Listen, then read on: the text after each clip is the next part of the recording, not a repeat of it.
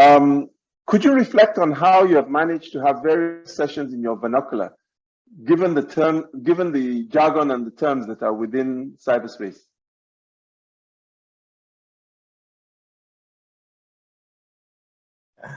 Thank you very much, Abdul Hakim. Actually, it's something that we currently try harder, because you see, for example, in Tanzania, most people, if you train or you speak with them with a different language apart from Swahili, they may not be able to capture well the message you're trying to deliver.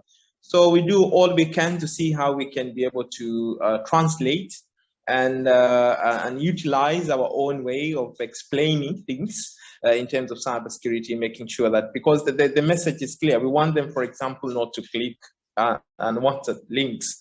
We want them not to share their password. We want them not to do this and that. So because of that, we translate those terminologies and translate all those things with the help of what we call BAKITA in our country. The organ that helps us translate English word into Swahili. Then we decided to utilize that language, because we believe most people will be able to grasp what we are saying.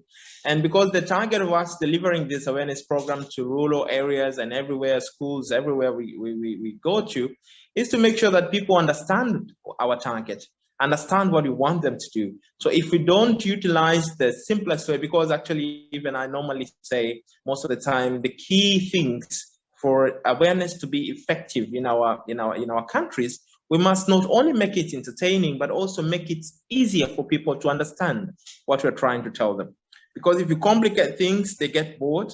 And after they get bored, they will not be able to understand what you're trying to say. And eventually, it will not be effective. So we normally find different ways to make sure that things are done properly. But also, Abdul Hakim, my brother, I know you're chairing this African Union group of experts. You have also a big role to make sure that our African Union, the government officials there in African Union, they understand and they apply these knowledge of cybersecurity and be able to change things in our African countries, because I think we have a long way to go. Despite most of African countries, including my own country, Tanzania, now we have a blueprint for digital economy. We want to make sure that digital economy is on top of agenda in most of politicians in the country. So because of all this, we need to, and your position at African Union, I think you should be able to remind these government officials that we, despite of all these good things that comes along with technology, the digital economy that everyone wants, then there is a risk of cyber attacks. There is a risk that comes along with cyber attacks. And we have seen reports from all over that African economy is at risk because of cyber attacks. So we need to do something about it. I think you have a big role to play in your in that group of experts there at African Union, my brother.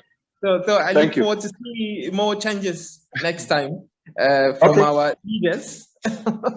Okay.